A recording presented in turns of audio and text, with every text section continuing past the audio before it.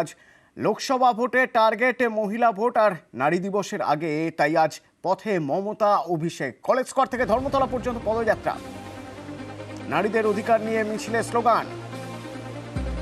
নারী সুরক্ষা নিয়ে তৃণমূল কংগ্রেসকে আক্রমণ বিজেপি সহ বিরোধীদের, যা জবাব আজ তৃণমূল দিতে পারে। আবির প্রতিনিধি আমার সঙ্গে রয়েছেন। আবির, কখন থেকে শুরু হচ্ছে এই মিছিল এবং কি কি আপডেট আছে, আমরা কি জানতে পারছি? দেখো, লোকসভা নির্বাচনে এবারে মহিলা ভোট একটা ফ্যাক্টর। তুমি জানো যে ইতিমধ্যে এক সপ্তাহের মধ্যে 3বার প্রধানমন্ত্রী নরেন্দ্র মোদী তিনি সফর করেছেন এবং প্রত্যেকটা সভা থেকেই সন্দেশখালীর ঘটনাকে সামনে রেখে রাজ্যের নারীদের কি অবস্থা তা নিয়ে লাগাতার তৃণমূল কংগ্রেসকে তা নিয়ে আক্রমণ চালিয়ে যাচ্ছেন। বিজেপির পাশাপাশি বাম কংগ্রেসও বিভিন্ন সময় ধরে তৃণমূলকে আক্রমণ শানিয়েছে। এই পরিস্থিতিতে আজকে আন্তর্জাতিক নারী দিবসের প্রাক্কালে তৃণমূল কংগ্রেসের তরফ থেকে যে মিছিলের আয়োজন করা হচ্ছে, সেখানে তৃণমূলও পাল্টা নারী দিবসের অধিকার এবং অঙ্গীকার এই শীর্ষক স্লোগানের মধ্যে দিয়ে তৃণমূল কংগ্রেসের তরফ থেকে বিজেপি সহ বাকি বিরোধীদের ক্ষেত্রে রাজনৈতিক আক্রমণের জায়গা তারা তৈরি করছে।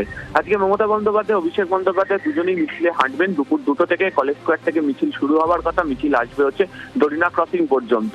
এবং এই মিছিলের ক্ষেত্রে আগে তৃণমূল রাজনৈতিকভাবে এক হচ্ছে লক্ষ্মীর ভান্ডার, তার যে ভাতা বৃদ্ধির ইস্যু তাকে সামনে রাখছে। এছাড়া কন্যাশ্রী, সবুজ সাথীর মতো যে সামাজিক স্কিম রয়েছে সেগুলোর কথা বারবার ধরে তারা সামনে আনছে। এবং জাতীয় রাজনীতির প্রেক্ষাপটে বিলকিস বানুর যারা ধর্ষক তাদেরকে ছেড়ে দেওয়ার ঘটনা, বা আইআইটি বিএইচইউ এর যে ঘটনা, কুস্তিগীরদের সাথে যে আচরণের যে বিষয়, এমনকি মণিপুরের যে ঘটনা, সেগুলোকে পাল্টা তৃণমূল কংগ্রেসের তরফ থেকেও প্রচারের ইস্যুতে তুলে আনা হয়েছে।